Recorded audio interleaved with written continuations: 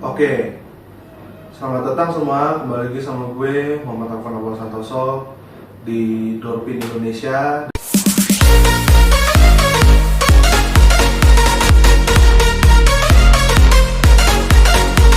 Dan di Dorpin Indonesia kali ini, gue ingin mereview laptop daily laptop yang laptop satu-satunya mungkin ya, bukan satu-satunya tapi yang sering banget gue gunakan saat ini dan memang dia tergolong baru untuk gue saat ini, yaitu adalah MacBook Pro M1 Pro ya.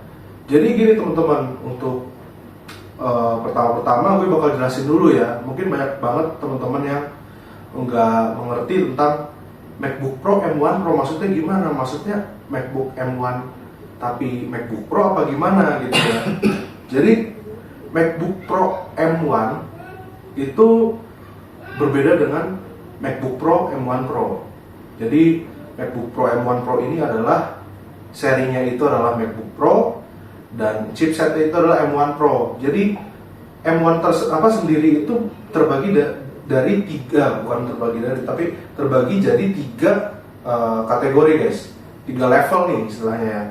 M1 biasa, M1 Pro sama M1 Max gitu ya. Seperti iPhone juga seperti itu ya. Kayak misalnya ya iPhone 13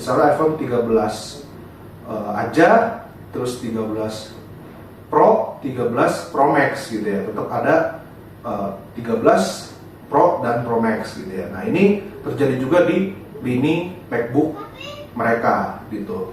Nah, gue beli itu di tahun 2022, tapi laptop ini lahirnya tuh di tahun 2021 guys ya. Kenapa demikian? Nanti gue akan jelaskan lebih lanjut ya. Nah, kita ke spesifikasi dulu guys. Jadi MacBook Pro M1 Pro ini ya, itu yang gue punya itu yang varian 512 GB ya, dan memiliki kapasitas RAM itu 16 GB ya. Dia itu paling rendah di lini M1 Pro ya. Dia ini CPU-nya itu cuman 8 core ya, dengan 6 core performa dan 2 core efisiensi gitu ya. Dan habis itu GPU-nya itu 14 core ya, dan RAM-nya itu 16 GB gitu ya. Jadi untuk lini MacBook M1 Pro ya, MacBook Pro M1 Pro itu ini yang paling rendah. Jadi bisa dibilang ya CPU core cuma 8, GPU core cuma 14, sedangkan kalau yang yang teratasnya itu bisa sampai 16 core GPU gitu ya. Gitu. Dan untuk kita ke harga ya. Harganya itu MacBook Pro ini walaupun bisa dibilang di M1 Pro dia paling kasta terendahnya nih gitu ya. Itu ya sorry itu saya teman-teman, tapi goib banget ya, karena barang-barang ini goib banget. Jadi banyakan tuh jual internasional guys. Ya, internasional, garansinya itu bisa harganya bisa pokoknya mendingan beli MacBook M2 deh pokoknya ya. Tapi ya itu nanti gue akan jelaskan kenapa gue belinya MacBook M1 Pro sedangkan udah ada MacBook M2 gitu ya. Nah, untuk versi yang original Indonesia guys, ya resmi Indonesia itu dibanderol, kalau lu dapat di Digimap atau iBox ya, syukur-syukur ya, itu lu bisa dapetin di harga 33 jutaan. Sedangkan kalau misalnya resmi tapi lu belinya dari e-commerce gitu ya, itu ya bisa lebih dari 33, bisa 34, bisa 35, bahkan ada yang jual 38 untuk sebuah MacBook Pro M1 Pro guys ya, yang lininya itu kastanya itu paling rendah di M1 Pro guys ya. Jadi yang CPU core-nya segitu doang gitu ya, GPU core segitu doang, dia dibanderol dengan harga yang nyaris 40 juta kalau lu dapat resmi tapi belinya di e-commerce. Karena bisa gue pastikan untuk saat ini ketersediaannya di iBox dan di Gmap itu bisa dibilang susah banget ya. Paling banyak ya, paling banter lu dapat 1 tera yang dimana memang harganya udah 40 jutaan gitu ya. Nah, Terus habis itu mulai ke alasan nih. Kenapa alasan ditaruh paling terakhir? Karena paling banyak pembahasannya gitu ya. Jadi alasan gue beli laptop ini di tahun 2022 karena laptop ini secara performa memang lebih ganas daripada si MacBook M2 ya, MacBook Pro M2. Karena ya lagi-lagi M2 nanti juga ada M2 Pro, ada M2 Max. Nah sekarang ini baru M2-nya gitu ya.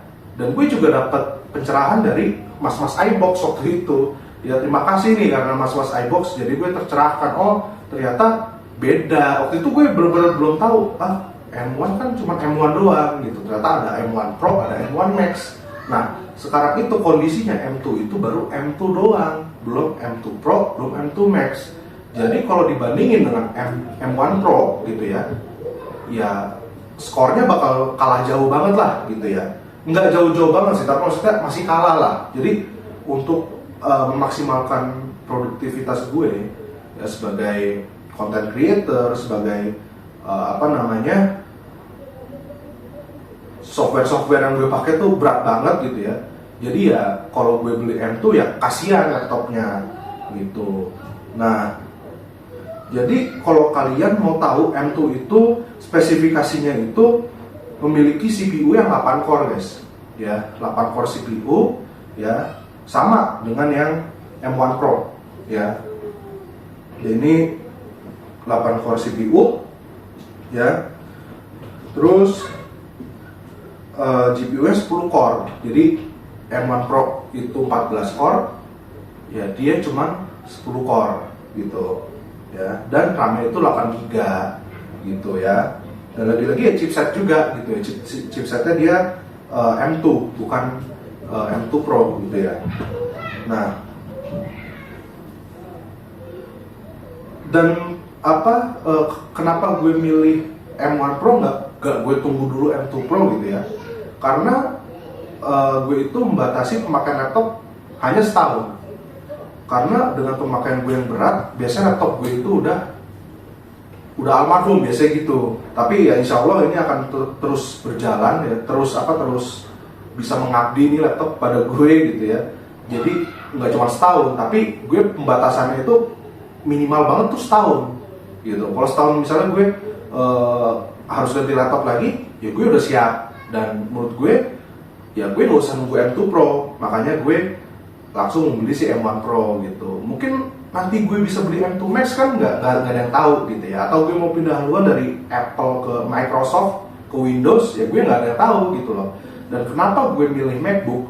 Karena MacBook itu memang carinya tuh yang benar-benar dari segi ketahanan. Gue tuh sebelum pakai ini itu pakai Razer, tapi pas Razer gue lagi sakit, koma lah istilahnya, mau meninggal nih Razer gue nih, itu gue sementara pakai laptopnya Arvin, saudara kembar gue yang nggak pernah dipakai. Itu adalah MacBook Pro tahun 2016, dipakai tahun 2022. Coba bayangin, ya udah selama apa ya, tapi bisa tetap catch up dan dapat OS Mac terbaru gitu, Mac OS terbaru gitu. Jadi menurut gue dapat Mojave, terus habis itu tetap bisa digunakan dengan layak gitu ya. Tapi ya kelemahannya pada laptop tersebut, kenapa gue nggak terus menggunakan laptop itu? Karena ya sorry itu sih udah dari tahun 2016, sekarang 2022 gitu ya. Itu gue main bukan main game, gue kayak edit aja tuh udah panas banget tuh laptop, udah panas, udah nge-lag gitu ya. Tapi kalau misalnya cuma buat Word gitu Excel segala macam, masih sangat bagus gitu, masih sangat layak dan bisa di support sama OS terbaru dari Mac OS gitu ya. Makanya kenapa itu gue waktu itu akhirnya ya udahlah, untuk menggantikan Razer gue akhirnya memilih si MacBook. Kenapa nggak ThinkPad bang? Ya waktu itu gue mikirnya tadinya ya, gue tadi mau beli M2 guys. Ya gue tadi mau beli M2, bener-bener tadi udahlah gue beli M2 aja lah gitu ya. Nah M2 itu dibanderol dengan harga 20 juta sekian lah, 26 ya, yang gue mau beli nih gitu ya. Nah itu kalau ThinkPad itu tuh ya setara sama ini MacBook M1 Pro ini gitu ya. MacBook Pro M1 Pro ini ya kisaran harganya 30 jutaan gitu ya. Ada sih yang harganya 20 jutaan, cuman karena gue lebih mengerti Windows, jadi gue waktu itu berpikiran kayak speknya nggak masuk ke gue gitu loh, yang 20 jutaan gitu. Makanya akhirnya gue ya udahlah, gue beli M2 aja. Tapi ternyata pas gue ini lah, kok ternyata M2 tuh beda gini. Oh ya udahlah, akhirnya gue M1 Pro yang memang seharga dengan si ThinkPad yang sesuai keinginan gue tadinya. Nah, kenapa gue tetap akhirnya memilih MacBook? Karena gue itu mungkin akan selamanya terlilit sama Apple ecosystem, guys. Gue selalu menggunakan iPhone, gue banyak menyimpan data-data di iPhone, dan itu seamless banget kalau misalnya gue dari iPhone nih, gue misalnya baru jepret foto nih dari iPhone, dari handphone gue ini, ya, nanti langsung ada di MacBook gue, dan itu cloud storage, bukan internal storage-nya kemakan gitu. Jadi cloud storage, jadi tapi tetap bisa, nggak usah dipindah-pindah lagi gitu loh. Terus habis itu data-data kayak memo, ya terus ya notes gitu ya. Terus habis itu kalau Word kan dia pakai 36 ya, 365, jadi bisa di mana aja lah. Apalagi ya kayak akun ya, kayak misalnya gue langganan apa yang kebetulan softwarenya juga kompatibel di macOS, itu juga bisa gue gunakan dengan baik di macOS dari iPhone. Jadi menurut gue udah seamless banget ya. Lagian gue mencari laptop kan bukan buat gaming, gue waktu itu mikirnya begitu. Jadi gue nggak perlu Windows lah gitu ya, karena buat gaming udah ada PC.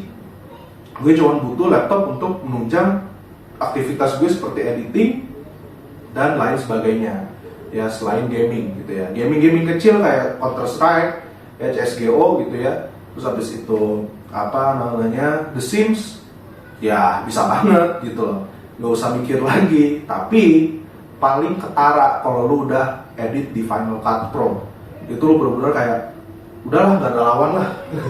Udah mau laptop lu Razer pakai RTX 3080 kayak, mau laptop lu ROG pakai Core i9 12th generation kayak, tapi tetap aja ya tetap akan kalah sama si MacBook Pro M1 Pro ini gitu guys. Oke, jadi sekian aja review singkat, dan gue akan membahas nanti beberapa bulan ke depan pemakaiannya, apakah ada masalah, apakah ada perbedaan dari Windows ke Mac gitu ya, dimana Mac itu benar-benar udah bukan saatnya lagi lah Mac itu kayak nggak umum gitu ya. Sekarang Mac tuh umum banget, lu Word, Excel, Office lah pokoknya tinggal pakai 365 aja, itu udah setara sama yang namanya Windows gitu ya. Jadi nggak ada alasan lagi ya gitu guys.